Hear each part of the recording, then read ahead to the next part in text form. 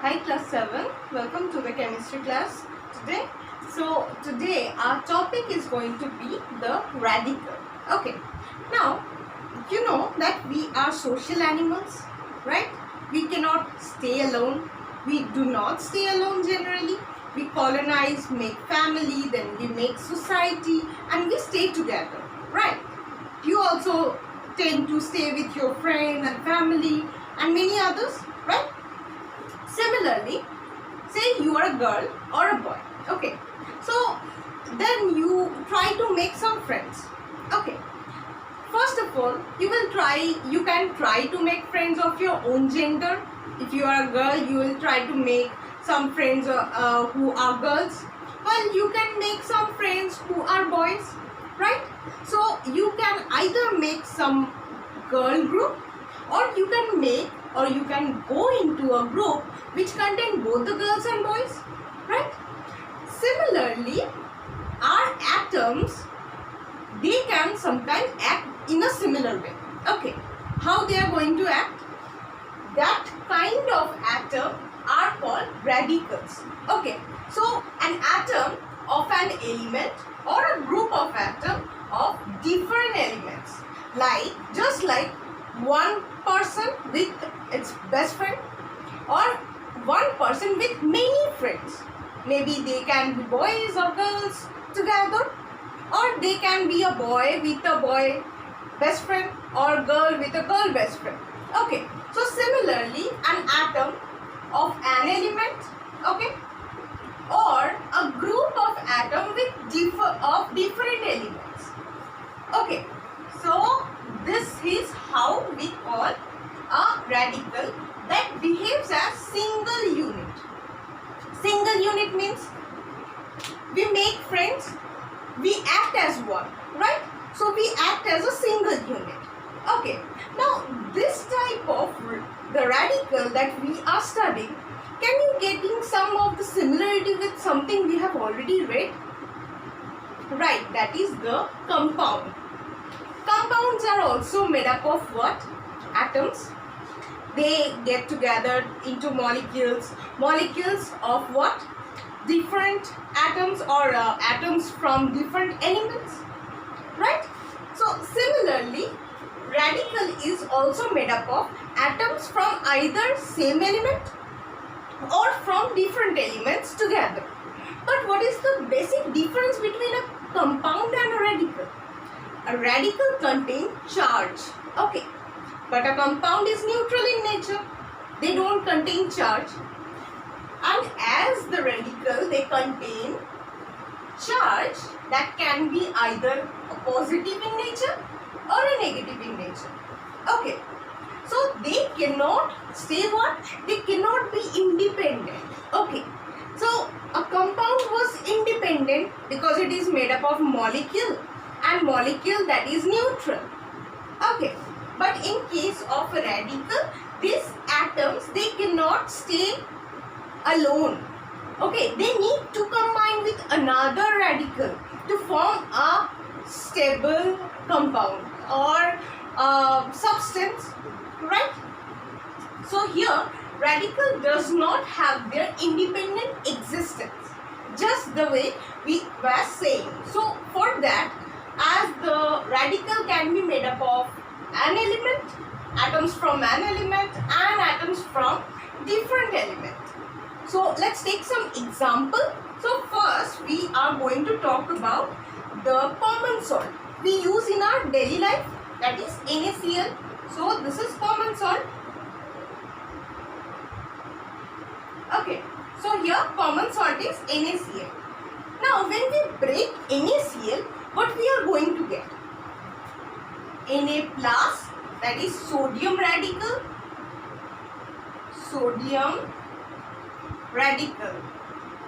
with positive charge, okay, and the chlorine radical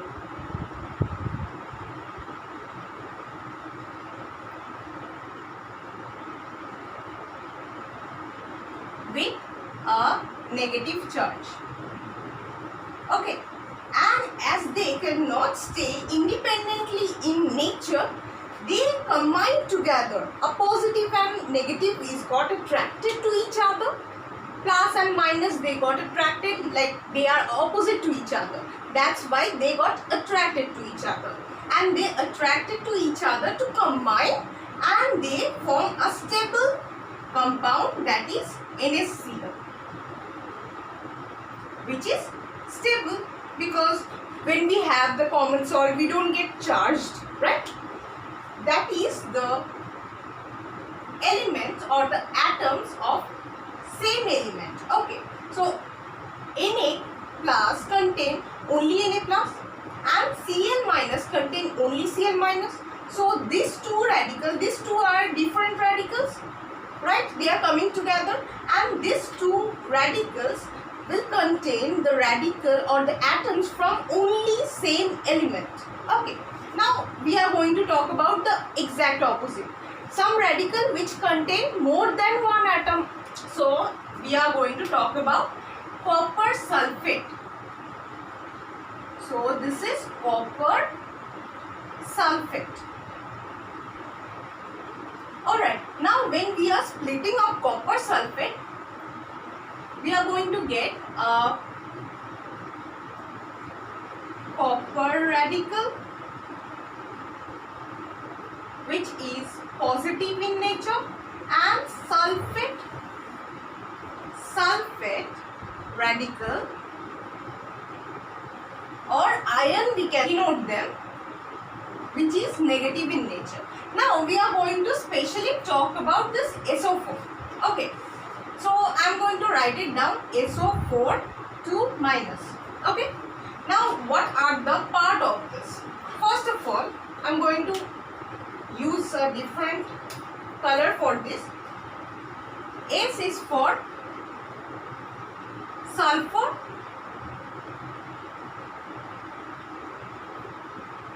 O is for oxygen. Now, one atom of sulfur and 4 atoms of oxygen, and this part is the negative 2. It contains 2 negative charge. Okay, so here you can understand that this is together, it is one radical.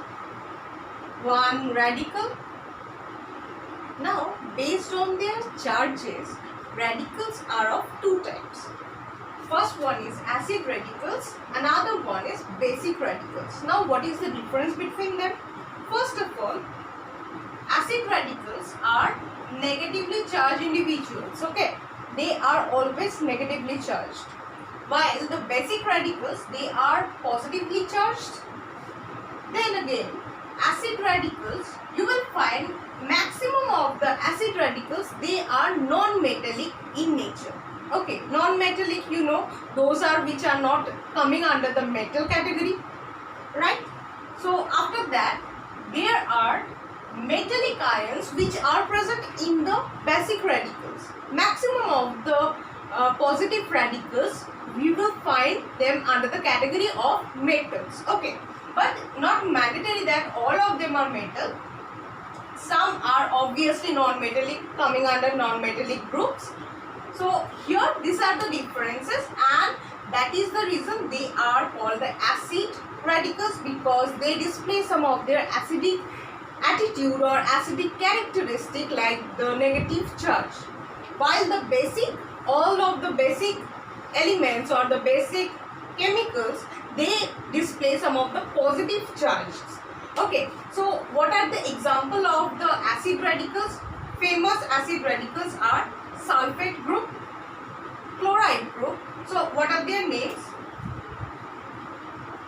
Sulfate groups, chloride groups. Okay, and here for the basic radicals, they are copper. Copper is a metal, you know. Sodium is a metal. while hydrogen is a non-metal. So here sodium, hydrogen, they are in their charged condition, that means they are in their ionic condition. So we will call them as the basic radicals. Okay. So this is the fundamental concept of radicals or the radicals. So we are going to see each other with some of more of the topic regarding the chemistry in our next video. So till then, keep studying, and if you have any doubt, feel free to ask. So thank you for watching.